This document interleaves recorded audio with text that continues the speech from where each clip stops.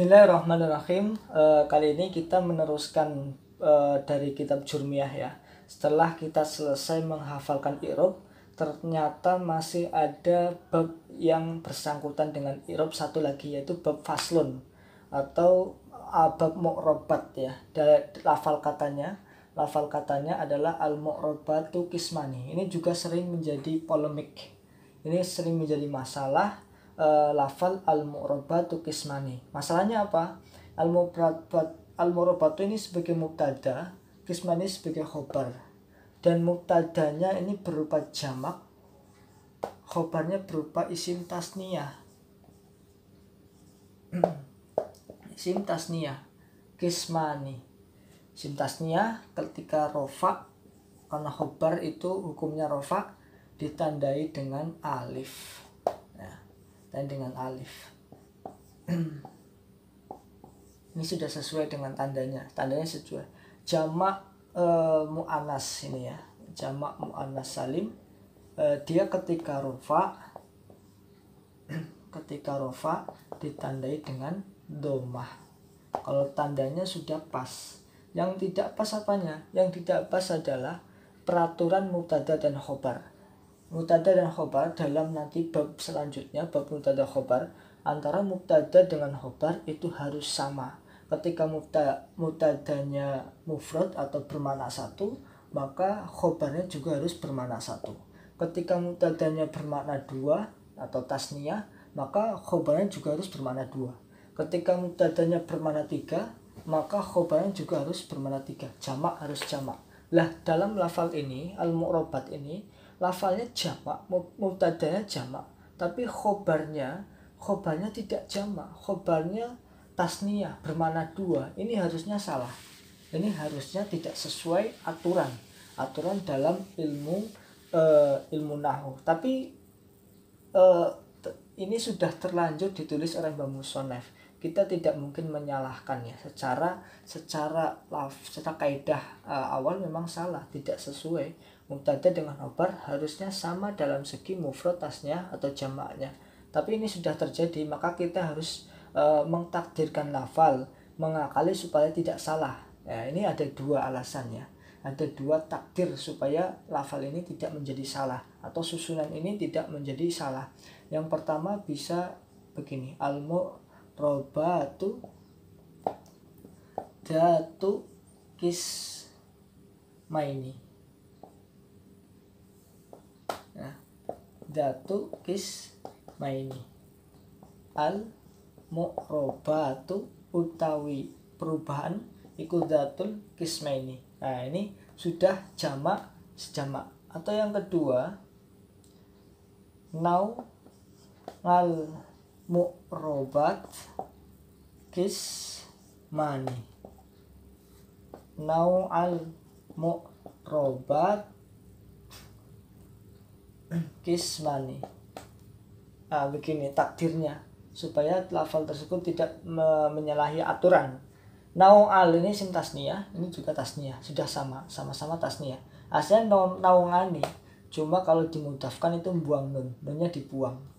Jadi al mu'robat kismani itu ya. Ini saya dari segi lafalnya, bab ini, bab al mu'robatu kismani ini rancu dalam atau membingungkan dalam segi kalimatnya. Ini jamak kok ini tasniyah. Ini takdirannya yang benar adalah al mu'robatu datu kismaini atau al mu'robati kismani itu ya. Sebenarnya kalau di ini ada kelemahan.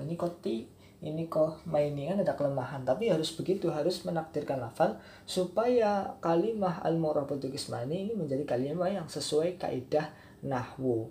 Itu pembahasan tentang lafalnya. Nanti kita bahas tentang isi dari pembahasan al-mu'robatu kismaini. Dan ternyata bab al-mu'robat ini masih membahas tentang bab i'rab ya, mu'robat, tapi dari sisi yang lain. Mu'robat itu artinya beberapa perubahan ya, perubahan. Menurut bab mu'robat ini, perubahan itu cuma ada dua. Kalau i'rab kemarin perubahannya ada 4, rofa, nasab, jar, dan sem. Kalau mu'robat ini perubahan cuma ada 2. perubahan secara harokat dan perubahan secara huruf.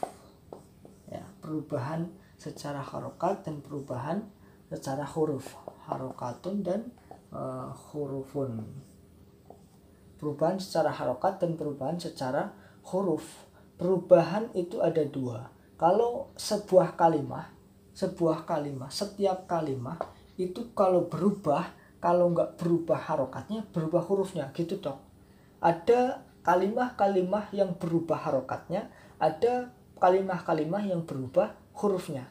Nah, di Al-Murabat ini menjelaskan tentang itu, dibagi. Ada yang kalimah-kalimah yang berubah harokatnya, ada yang berubah hurufnya. Contoh ini ya, kalimat-kalimat yang berubah harokatnya itu cuma ada 4.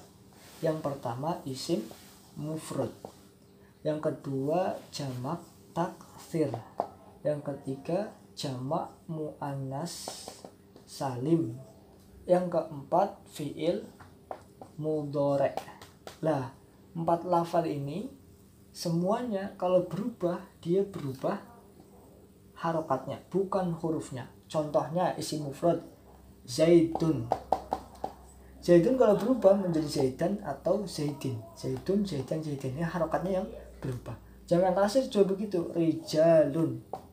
Rijalun. Ini kalau berubah rijalan, rijalin. Yang berubah adalah harokatnya, bukan hurufnya. Jamak muannas juga ya. Muslimatun. Muslimatun kalau berubah ya pasti muslimatin atau muslimatin. Nah, sama muslimatin atau muslimatin. Ini kalau berubah hanya harokatnya saja yang berubah. Fi'il mudhari juga begitu. Yansuru, yansuru atau yansuro atau yansur. Ya kan, harokatnya berubah. Itu 4 lafal ini semuanya kalau berubah hanya berubah harokatnya saja. Tidak, hurufnya tidak berubah, tapi yang berubah harokatnya. Yang pertama isim mufrad, yang kedua jamak taksir, yang ketiga jamak muannas salim, yang keempat fi'il mudhari. Lalu ada kalimah yang kalau berubah hurufnya bukan harokatnya tapi hurufnya. Sekarang saya akan membuktikan, saya akan menggabungkan antara bab mu'robat dengan bab i'rob yang kemarin. Apakah sesuai atau tidak? Kita buktikan bab al-ma'rubat dengan bab i'rob yang kemarin sama atau tidak. Tadi perubahan itu ada 2, ada yang dengan harokat, ada yang dengan harokat, ada yang dengan huruf, ada yang dengan huruf. Yang dengan harokat ada 4. Yang pertama isim mufrad, yang kedua jamak taksir, yang ketiga jamak muannas salim, yang keempat fi'il mudhari. Ya, ini ada 4. Isim mufrad, yang kedua jamak taksir, yang ketiga jamak muannas salim, yang keempat fi'il mudhari. Itu yang dengan harokat. Lalu dengan huruf juga ada 4. Yang pertama adalah isim tasniyah, yang kedua adalah jamak mudzakkar salim, yang ketiga asmaul khamsah, yang terakhir af'alul khamsah. Nah, kita akan gabungkan dengan bab i'rob yang kemarin. Sekarang kita gabungkannya, karena isim mufrad ini bisa rofa, bisa nasab, bisa jar. Jamak taksir juga sama, bisa rofa, bisa nasab, bisa jar. Jamak muannas juga sama, bisa rofa, nasab, dan jar. Fi'il mudhari bisa rofa, bisa nasab, bisa jazm. Nah, ini saya gabungkan dulu ya. Yang pertama isim mufrad. Kalau rofa dia menggunakan dhammah, kalau nasab dia menggunakan fathah, kalau jar dia menggunakan kasroh. Tandanya ini dengan harokat. Ini berarti harokat ya.